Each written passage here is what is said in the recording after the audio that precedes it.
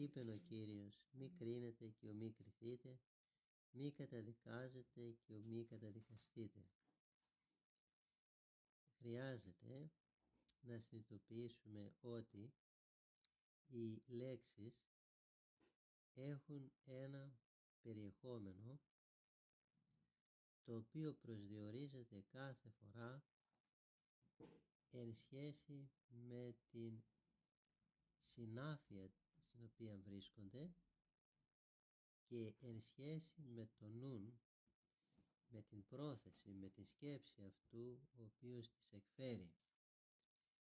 Το ρήμα κρίνω και η λέξη αντίστοιχα και το ουσιαστικό αντίστοιχα κρίσης είναι από τα πιο σημαντικά πράγματα στη ζωή μας και ως εκ τούτου έχει μια βαθία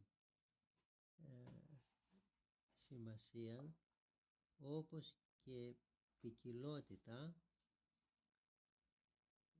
και στα νοήματά του. Ας καταλάβουμε λοιπόν το εξής.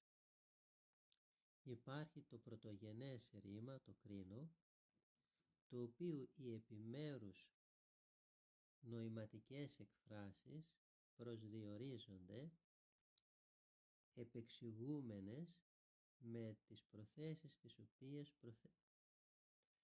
προσθέτουμε. Μπορεί να πω κρίνω και να σημαίνει διακρίνω. Μπορώ να πω κρίνω και να σημαίνει κατακρίνω.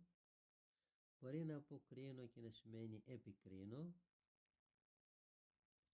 Βλέπουμε η ειδική έννοια την οποία έχει ένα ρήμα στην πρωτογενή του μορφή επεξηγείται από τις προθέσεις τις οποίες χρησιμοποιούμε. Δηλαδή μπορεί να κρίνω κάτι γιατί πρέπει να διακρίνω το καλό από το κακό, ή μπορεί να κρίνω κάποιον με διάθεση να τον καταδικάσω. Πώς θα προσδιοριστεί η ποιότης, το πνεύμα μάλλον με βάση το οποίο κρίνω? Θα προσδιοριστεί με βάση την επεξήγηση την οποία χρησιμοποιώ για να εξηγήσω με ποια έννοια χρησιμοποιώ το ρήμα στην απλή του μορφή. Το ρήμα κρίνω βρίσκεται στην απλή του μορφή. Το ρήμα επικρίνω ή κατακρίνω βρίσκεται στη σύνθετη του μορφή. Στη σύνθετη του μορφή, κατακρίνω, εξειδικεύεται η σημασία του κρίνω ως καταδικάζω. Το ίδιο είναι και για το ρήμα δικάζω. Όταν πούμε καταδικάζω, σημαίνει εκφέρω δια της δίκης απόφαση καταδίκης.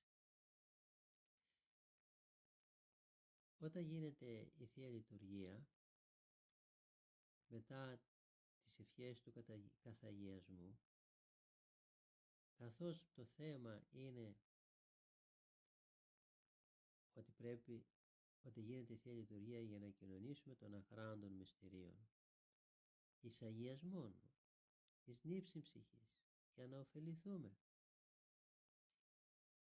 μη εις κρίμα ή εις κατάκριμα. Γιατί εκεί χρησιμοποιείται η λέξη κρίμα, το ουσιαστικό κρίμα, σε δύο διαδοχικές μορφές, όπου την πρώτη φορά λέμε το ουσιαστικό κρίμα στην απλή του μορφή και στη δεύτερη φορά στη σύνθετη του μορφή, κατάκριμα. Το νόημα είναι το εξής. Κύριε, Θεέ,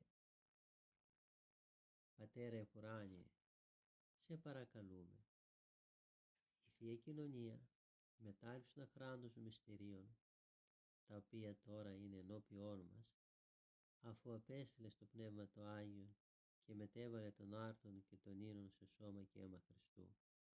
Σε παρακαλούμε λοιπόν, δεόμεθά σου,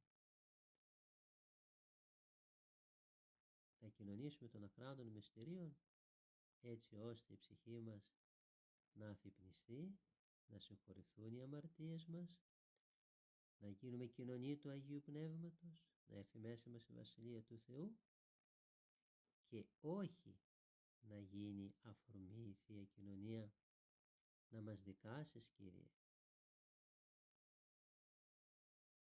Να μας δικάσεις γιατί προσερχόμεθα αναξίως, οπότε η κρίση για μας θα έχει αποτέλεσμα την κατάκρισή μας, την καταδίκη μας. Αυτό μας βοηθάει να καταλάβουμε και στην Ευαγγελική περικοπή του κατά Λουκάν Ευαγγελίου που αναγνώσαμε τώρα, τι σημαίνει, με ποια έννοια χρησιμοποιεί ο Κύριος το ρήμα μη κρίνετε ή να μη κριθείτε. Το εξηγεί ο ίδιος ο Κύριος με το ρήμα το οποίο χρησιμοποιεί αμέσως στον επόμενο στίχο. Το γνωρίζουμε αυτό γενικότερα από τους ψαλμούς και θα το δούμε όταν μελετήσουμε το θέμα της οργής. Ποια είναι η σωστή ερμηνεία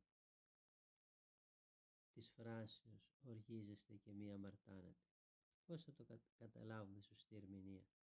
Από τον επόμενο στίχο, ο οποίος διατυπώνεται έτσι ώστε να επεξηγεί τον προηγούμενον, έτσι ώστε αυτό το οποίο λέμε στο δεύτερο στίχο να ερμηνεύει την έννοια του πρώτου. Αυτό είναι, θα λέγαμε, εν γέννη ένας κανόν τον οποίο πρέπει να έχουμε υπόψη μας. Συνηθίζεται δηλαδή στους ψαλμούς να υπάρχει συστοιχεία στίχων, εκ των οποίων ο πρώτος να συμπληρώνεται από τον δεύτερο. Αυτή η συμπλήρωση είναι και επεξήγηση. Είναι συμπλήρωση και συνέχεια επεξήγηση.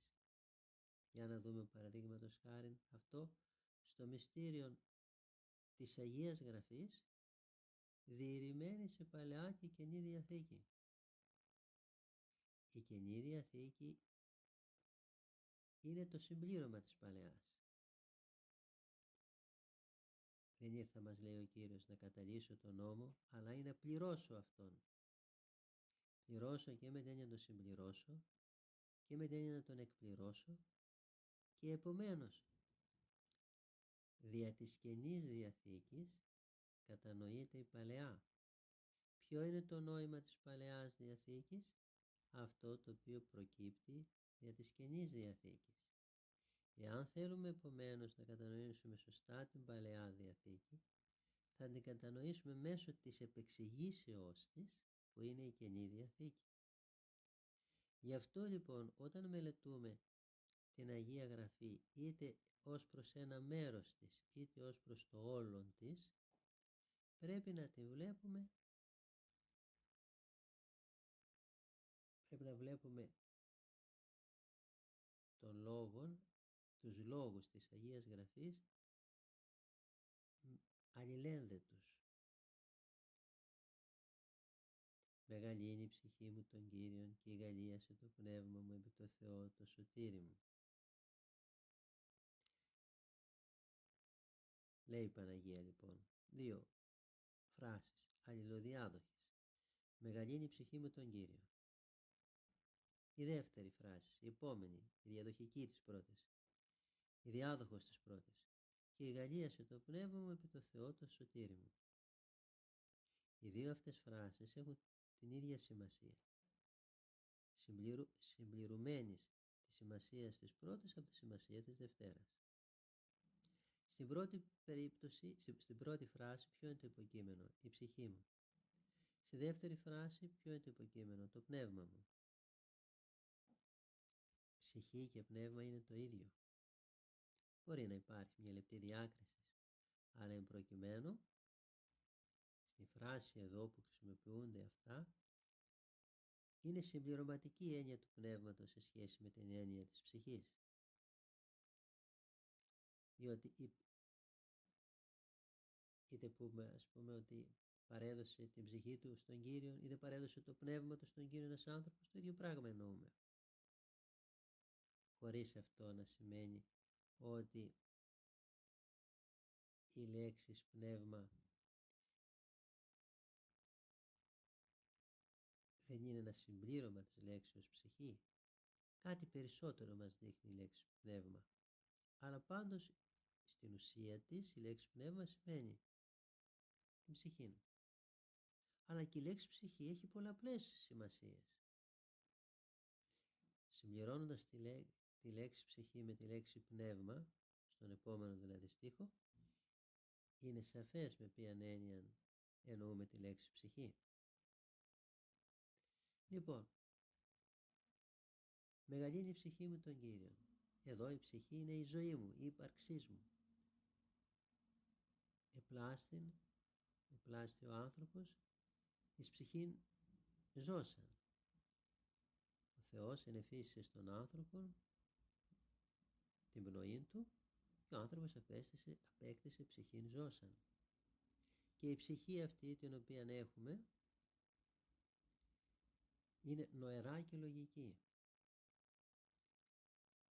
Δεν είναι απλώς, εδώ δεν λέγεται η ψυχή απλώς με την έννοια της ζωής ότι ζούμε, αλλά με την έννοια ότι έχουμε ψυχή η οποία νοεί, η οποία σκέπτεται, η οποία ομιλεί, η οποία αισθάνεται. Τι αισθάνεται λοιπόν η Παναγία μας εκείνη την ώρα?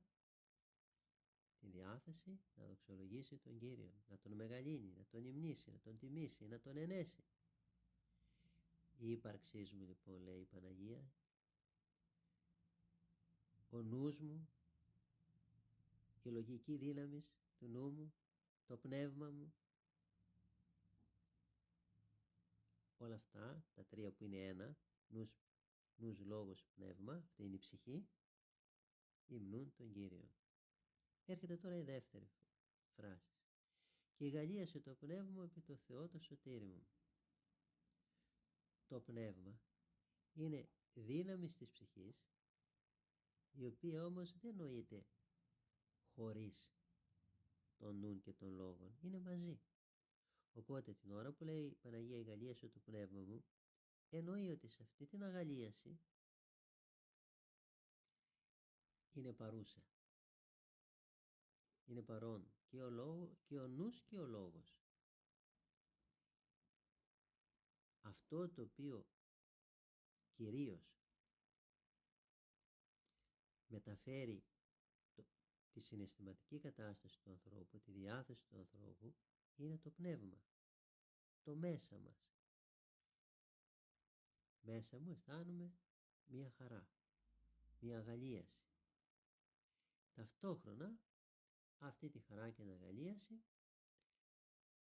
μάλλον αυτή η χαρά και η αγαλίαση συνοδεύει από αυτό το οποίο σκέφτομαι και από αυτό το οποίο λέγω, είτε μέσα μου είτε με το στόμα μου προφορικός, είτε διαθέτως λέγω κάτι, είτε προφορικός το λέγω δια του στόματος. Εκείνη την ώρα είναι η λογική δύναμη της ψυχής, η οποία λογική δύναμη της ψυχής είναι αλληλένδετη, αχώριστη από την νοερά δύναμη, γιατί σκέπτομαι αυτό που λέω και συγχρόνως καθώς σκέπτομαι αυτό που λέγω, καθώς νοώ αυτό που λέγω, έχω αγαλίαση. Πού έχω αγαλίαση? Είναι στο πνεύμα μου. Βλέπουμε λοιπόν ότι την ώρα που η Παναγία λέει μεγαλύνει η ψυχή μου τον Κύριον, ερμηνεύει αυτή τη φράση την οποία λέει, αυτή την πρόταση, με την επόμενη φράση της. Όλη η ψυχή μου, ο νους μου υμνεί τον Κύριο. Με τα λόγια μου υμνώ τον Κύριο. Ακριβώς διότι το πνεύμα μου νιώθει, ναι, Με το πνεύμα μου υμνώ τον Κύριο. Και συγχρόνως εξηγεί ότι όλο αυτός ο ύμνος προς τον Κύριο φανερώνει την αγαλίαση την οποία αισθάνομαι στο πνεύμα μου. Γιατί ο Θεός με έσωσε, γιατί ο Θεός είναι σωτήρας μου, γιατί ο Θεός με σώζει. Η αγαλίαση το πνεύμα μου επί το Θεό το σωτήρι μου. Το επί το Θεό, το επί είναι επίρρημα, το οποίο συντασσόμενο με δοτική σημαίνει την αιτία, εξαιτίας του Θεού. Ο Θεός είναι αυτός ο οποίος γίνεται μέσα μου η αιτία να έχω αγαλίαση. Βλέπουμε δύο διαδοχικές φράσεις. Η δεύτερη συμπληρώνει την πρώτη, η πρώτη συμπληρώνεται από τη δεύτερη. Κατανοούμε την πρώτη με βάση τη δεύτερη και η δεύτερη στερεώνεται, θα λέγαμε, πάνω στην πρώτη. Ερχόμεθα τώρα στο λόγο του Κυρίου. Μη κρίνετε ή να μη κριθείτε. Αυτή η φράση συμπληρώνεται από την αμέσως επόμενη, όπου λέγει: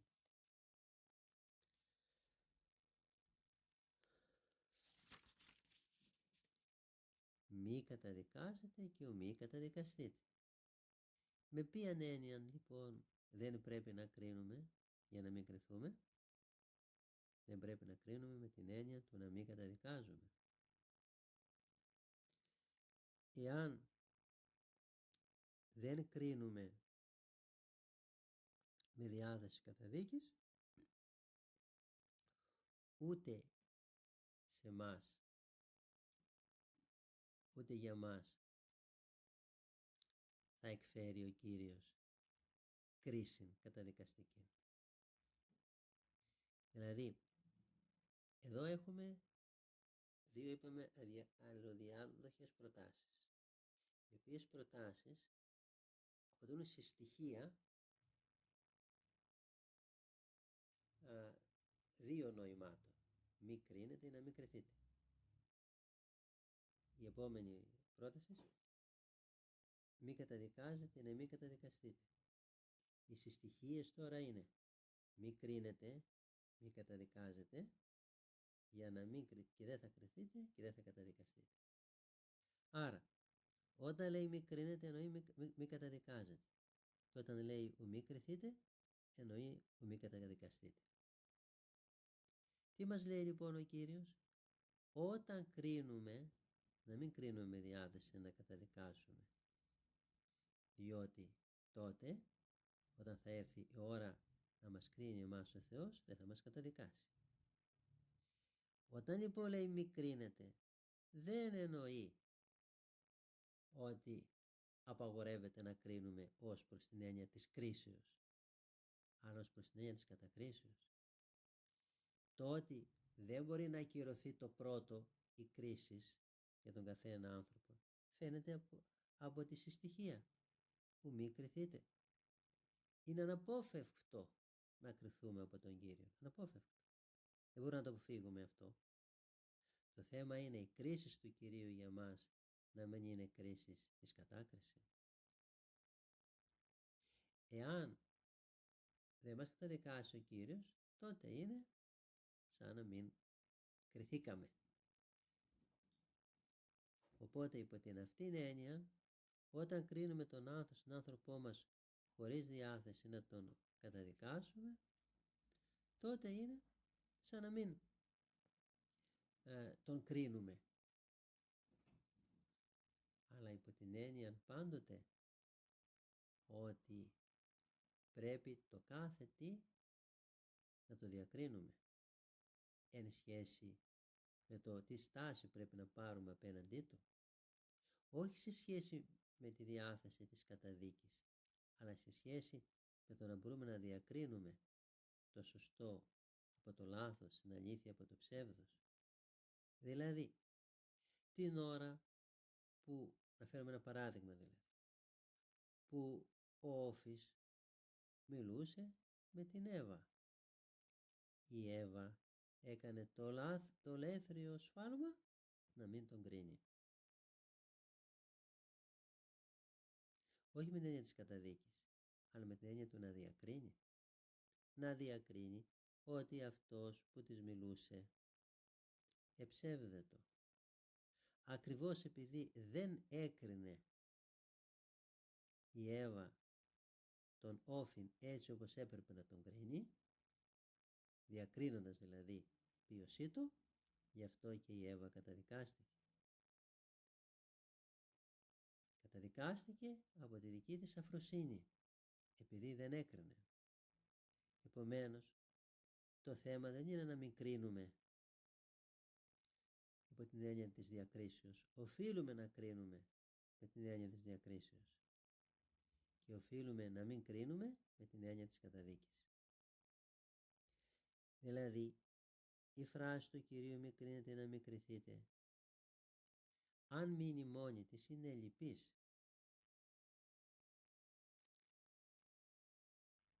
Αυτός που τη διαβάζει την καταλαβαίνει σωστά μόνο όταν τη συνδέσει με την επόμενη.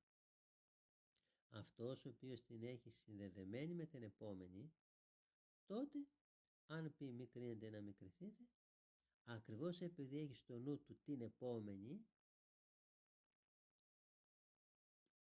το πνεύμα με το οποίο τη λέγει είναι το σωστό. Δηλαδή πολλές φορές μπορούμε να πούμε κάτι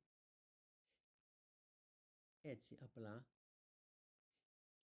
χωρίς να το συμπληρώσουμε μία επεξήγηση, και να το νοήσουμε σωστά επειδή έχουμε κατά νου την επεξήγηση.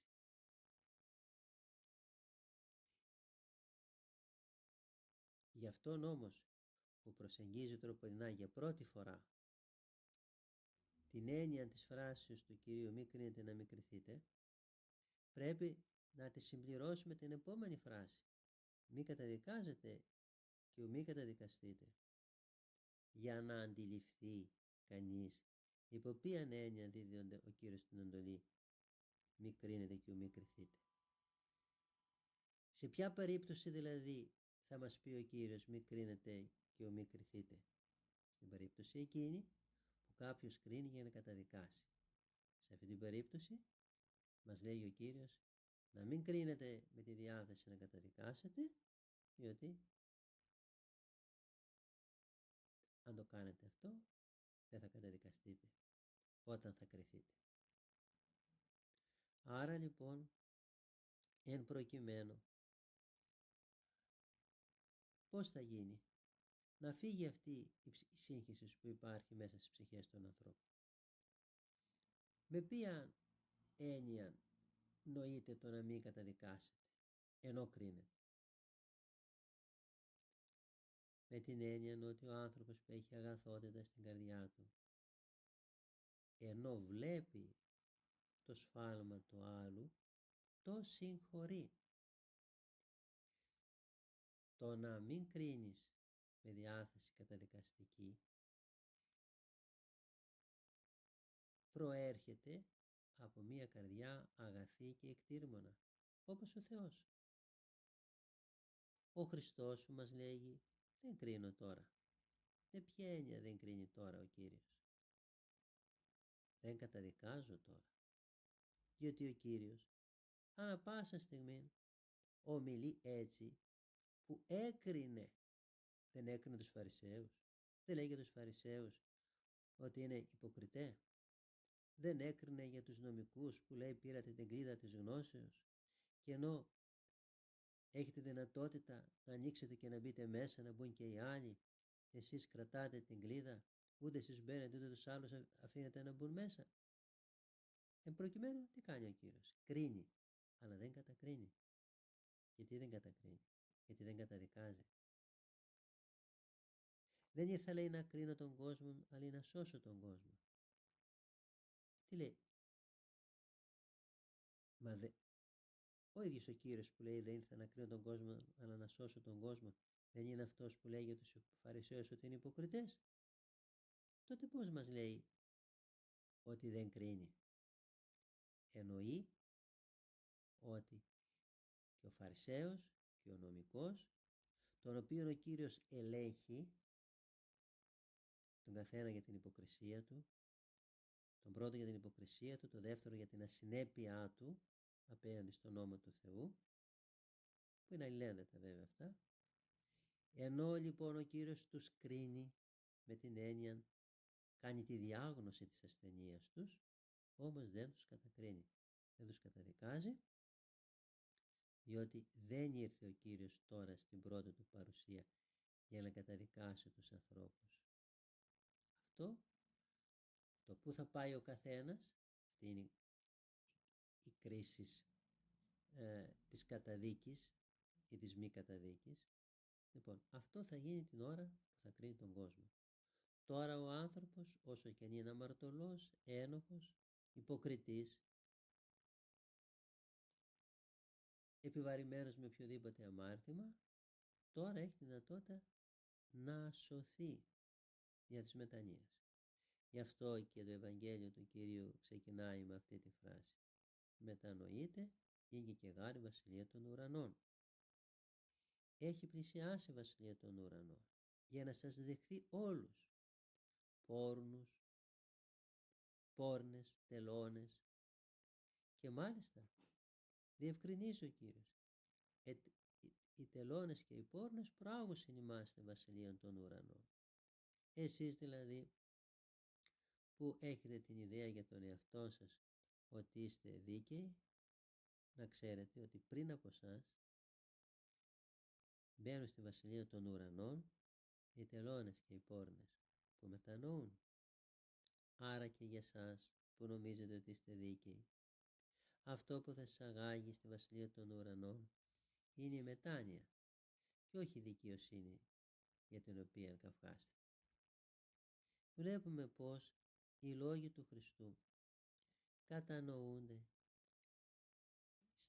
στην μεταξύ τους συνάφεια. Πρέπει δηλαδή το ένα να το συνδέσουμε με το άλλο, αλλιώς δεν καταλαβαίνουμε τίποτα. Αλλιώς θα έλεγε κανείς ότι τα λόγια του Χριστού βρίσκονται σε αντίφαση, διότι όταν ο Κύριος λέγει «Ουέ μην γραμματείς και φαρισαίοι υποκριτέ», και το εξηγεί μάλιστα, λέει τι κάνουν που φανερώνει την υποκρισία τους, εκείνη την ώρα ασφαλώς κρίνει, αλλά δεν καταδικάζει. Όταν λοιπόν λέει ο Κύριος στη συνέχεια «Δεν ήρθω για να κρίνω τον κόσμο, αλλά για να σώσω τον κόσμο», σημαίνει ότι κρίνει τους Φαρισαίους για να τους σώσει. Λέγει τη διάγνωση της ασθενείας των για να τους θεραπεύσει. Όταν λοιπόν εμείς επικοινωνούμε με έναν συνάνθρωπό μας, οφείλουμε απέναντί του να είμεθα όπως ο Κύριος, αγαθοί, ικτήρμονες, συγχωρητικοί, διότι έτσι κάνει ο Θεός ο Πατήρ. Βρέχει, ανατέλει τον ήλιον επί πονηρούς και αγαθούς και βρέχει επί δικαίους και αδίκους. Δεν επηρεάζεται δηλαδή από την αμαρτωλότητα του πλάσματός του. Όλους μας αγαπά, όλους είναι έτοιμος να μας συγχωρήσει, όλων αναμένει τη μετάνοια, διότι πάντα στους ανθρώπους θέλει σωθήνε και σε επίγνωση αληθείας ελθύν. Ο Κύριος θέλει όλοι να σωθούμε και να έρθουμε σε επίγνωση αληθείας. Πώς λοιπόν θα τα ξεχωρίσουμε μέσα μας αυτά τα απλά πράγματα? Ο Κύριος κρίνει και συγχρόνως δεν κρίνει. Κρίνει με την έννοια ότι κάνει τη διάγνωση για να θεραπεύσει, αλλά κρίνει χωρίς να κατακρίνει, διότι ο σκοπός του είναι να θεραπεύσει τον άνθρωπο και όχι να τον καταδικάσει. Όταν ολοκληρωθεί για τον καθένα μας η πορεία σε αυτόν τον κόσμο, τότε μετά τα αυτά κρίσεις. Άπαξ απόκειται τις ανθρώπους αποθανήν, μετά τα αυτά κρίσεις. Τι είδους κρίσεις? Η κρίση εκείνη που σημαίνεται με αυτό το ακριβώς το οποίο δείχνει η λέξη κρίσεις. κρίσης, όπως το λέμε, και κρυσάρα, είναι το ξεχώρισμα. Ξεχωρίζουν τα πρόβατα από τα ερήφια. Ξεχωρίζουν αυτοί που πάνε στα δεξιά του Κυρίου.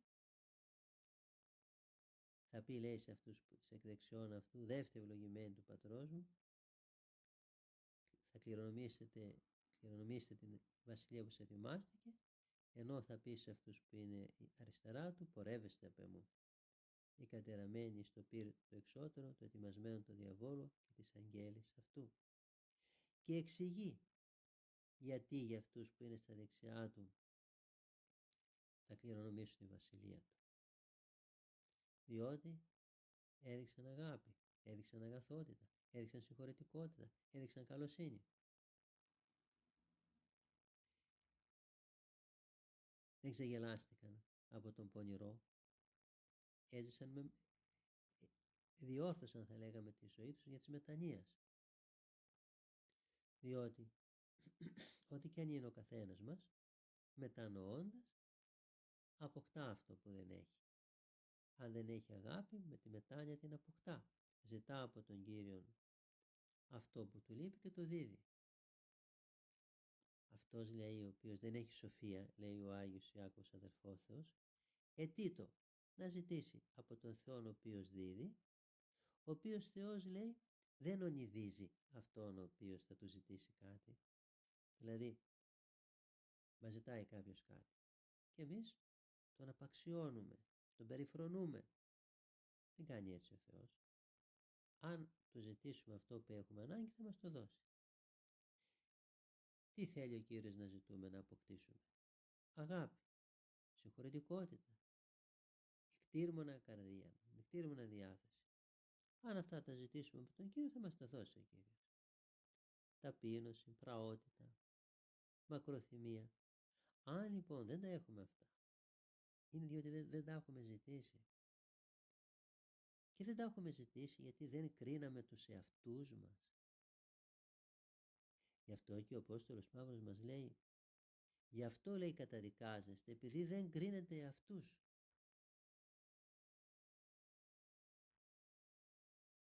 Και μάλιστα λέει, διεκρίνομεν εαυτούς. Δηλαδή με αυτή την έννοια να κρίνει κανείς τον εαυτό του. Να καταλάβει πού βρίσκεται ο εαυτός του. Και πώς θα γίνει αυτό το πράγμα? Πρέπει ο άνθρωπος μέσα του να μπορεί να ξεχωρίσει το κακό από το καλό. Να μην υπάρχει μέσα στη συνείδηση του ανθρώπου σύγχυσης.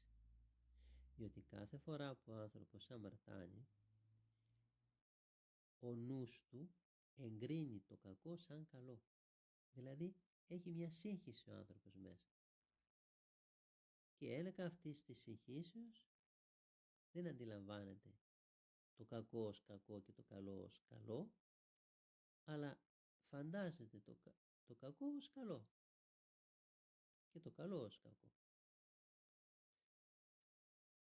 Όταν ο Όφης είπε στην Εύα να παραβεί την εντολή του Θεού, η Εύα θεώρησε τη συμβουλή του Όφεως καλή. Γι' αυτό και την υιοθέτησε. Το κακό το θεώρησε για καλό. Και αντίθετα, την εντολή του Θεού που είναι καλή, αυτή την υιοθέτησε, την πήρε, την θεώρησε κακή. Γιατί ακούγοντας τον Όφη αλλοιώθηκε ο νους της. Αλλοιώθηκε η κρίση της, η διάκρισή της, η δυνατότητα να διακρίνει το κακό από το καλό αλλοιώθηκε. Ο διάβολος κάνει αυτό το πράγμα στον άνθρωπο, αλλοιώνει το νου του ανθρώπου. Αν ο διάβολος εμφανιστεί ως διάβολος, ως ψεύτης δηλαδή, τότε ο άνθρωπος θα αντισταθεί. Ακριβώς λοιπόν για να μην καταλάβει ο άνθρωπος ποιος το ομιλεί, ότι το ομιλεί ο ψεύστης, γι' αυτό το λόγο ο διάβολος πάντοτε υποκρίνεται. Τι σημαίνει υποκρίνομαι? Υποκρίνομαι. Εμφανίζομαι αυτό που δεν είμαι. Αυτό είναι το χαρακτηριστικό του διαβόλου. Αυτός είναι ο χαρακτήρας του διαβόλου, η υπόκριση. Το να λέει δηλαδή ψέματα και να τα εμφανίζει ως αλήθεια. Γιατί αυτό σημαίνει υποκρίνεται κάποιος. Λέει ψέματα και όμως τα παρουσιάζει σαν αλήθεια. Ο Χριστός θεράπευε τους ασθενείς, έδιωχνε τα δαιμόνια. Πώς? Με τη χάρη του Αγίου Πνεύματος. Τι λένε για αυτήν την ενέργεια του Χριστού, για αυτές τις πράξεις του Χριστού? Τι λένε οι Φαρισαίοι και οι γραμματείς? Λένε ότι θεράπευε τους ασθενείς και έδιωχνε τα δαιμόνια ο Χριστός με τη δύναμη του Βελζεβούλ. Αυτό είναι ένα ψέμα. Αυτοί όμως δεν έλεγαν ότι λέμε ψέματα. Το ψέμα το εμφάνιζαν ως αλήθεια. Αυτή είναι η υποκρισία. Όταν ο άνθρωπος έχει μια τέτοια διάθεση μέσα του, ώστε για να υπηρετήσει τη σκοπιμότητα την οποία έχει, το ψέμα το λέει ως αλήθεια. Υπάρχουν άνθρωποι οι οποίοι, έχοντας μια κακία εναντίον του συνανθρώπου τους, λένε εναντίον τους κάποιο ψέμα και το πιστεύουν τελικά αυτό το ψέμα. Ο λόγος για τον οποίο δημιουργείται μέσα στη συνείδηση του ανθρώπου υπόνοια, κάτι δηλαδή που δεν έχει πραγματική υπόσταση, αλλά το πιστεύει κανείς ότι είναι έτσι ενώ είναι ένα ψέμα, ο λόγος που δημιουργείται κάτι τέτοιο μέσα στην καρδιά του ανθρώπου είναι διότι ο άνθρωπος έχει τη διάθεση να καταδικάσει τον συνάνθρωπό του. Και επειδή έχει τη διάθεση να καταδικάσει τον συνάνθρωπό του, γίνεται επιδεκτικός της αλλοιώσεως του νου, την οποία εισάγει ο διάβολος. Γι' αυτό, εφόσον θέλουμε να καθαρίσουμε την καρδιά μας από τις κατακρίσεις, από το να κατακρίνουμε, πρέπει να αποκτήσουμε επίγνωση το ότι μέσα μας υπάρχει κακία, η οποία κακία μας κάνει να είμαστε δεκτικοί των σκέψεων τις οποίες το πονηρό πνεύμα μας εισάγει εις βάρος του συνανθρώπου μας. Δηλαδή το υπόβαθρο της κάθε υπόνοιας είναι η διάθεση του ανθρώπου να δεχθεί τον διάβολον διαβάλλοντα τον συνάνθρωπο του. Μέσα στις υπόνοιες που ο άνθρωπος καλλιεργεί μέσα στην καρδιά του εις βάρος ενός άλλου, μέσα σε αυτή την υπόνοια υπάρχει κατάκριση. Θέλει κανείς να καταλάβει πότε καταδικάζει τον συνάνθρωπό του? Όταν μέσα στη συνείδησή του δημιουργεί υπόνοιες εναντίον του συνανθρώπου του. Άλλο η υπόνοια και άλλο η αλήθεια.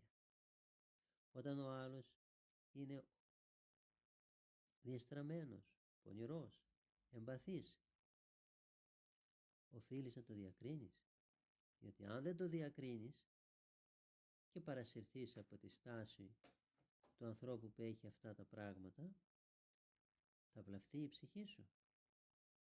Όταν ο άλλος είναι φορεύς πονηρού πνεύματος και εσύ δεν το καταλάβεις και συνεργαστείς μαζί του, θα βλαφθείς από την ταύτισή σου μαζί του.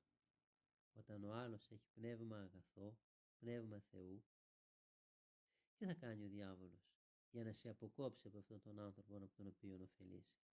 Θα σου βάλει υπόνοια. Δηλαδή θα σου εμπνεύσει να καταδικάσεις τον συνάνθρωπό σου. Θα σου βάλει μέσα σου μία διαβολή εις βάρος του.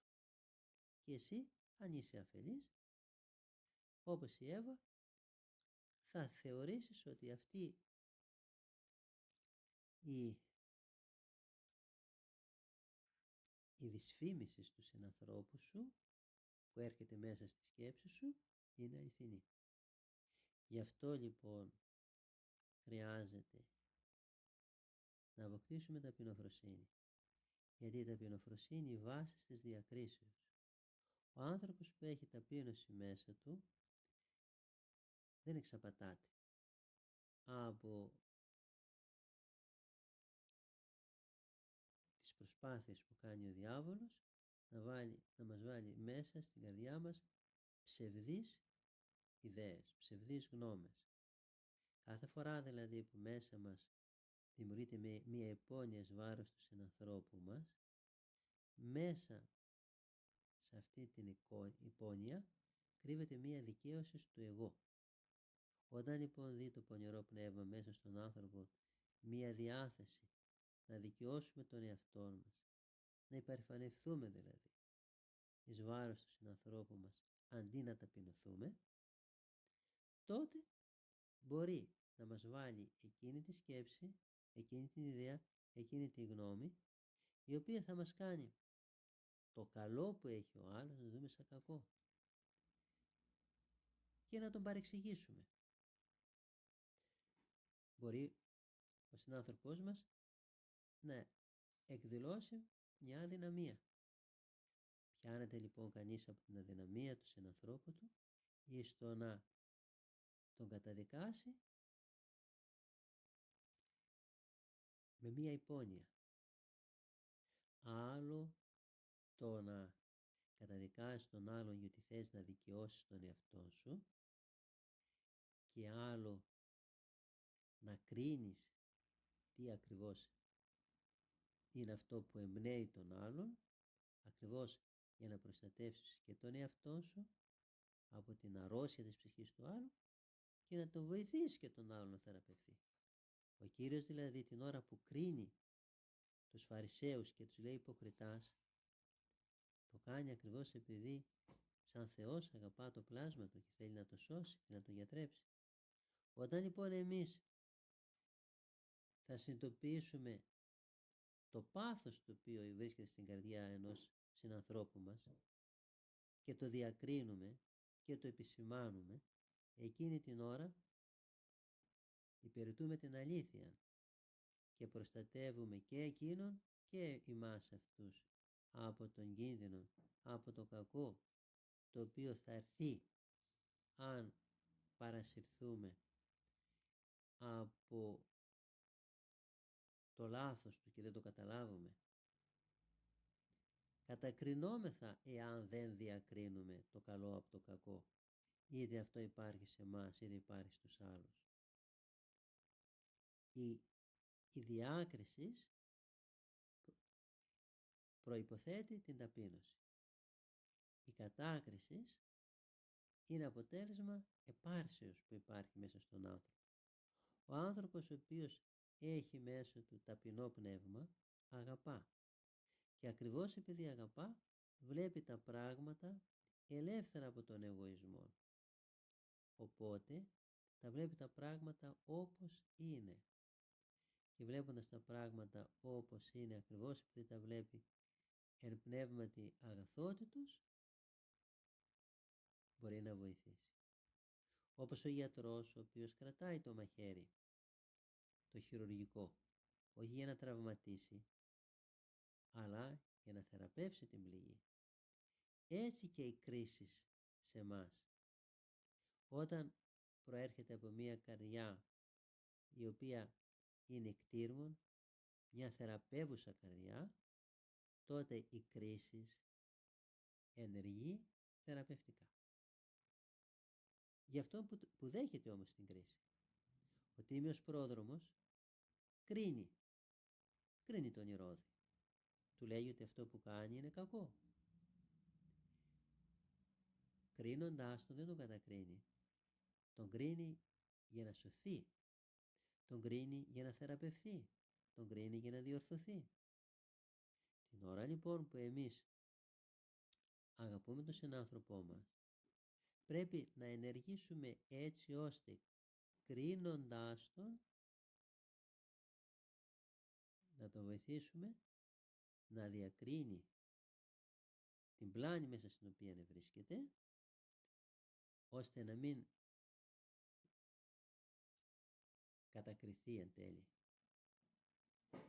Αυτό για να σταματήσουμε εδώ αυτήν την έννοια, όχι διότι δεν πρέπει να πούμε τα επόμενα, τα οποία είναι επίσης σημαντικά, αλλά είναι, θα λέγαμε, βάσης όλων όσων λέγονται στη συνέχεια. Η βάση είναι αυτή η έννοια που είπαμε τώρα. αν δεν καταλάβουμε σωστά το λόγο του Κυρίου, μη κρίνετε και μη κριθείτε, μη καταδικάζετε και μη καταδικαστείτε, ούτε τα επόμενα μπορούμε να τα καταλάβουμε σωστά.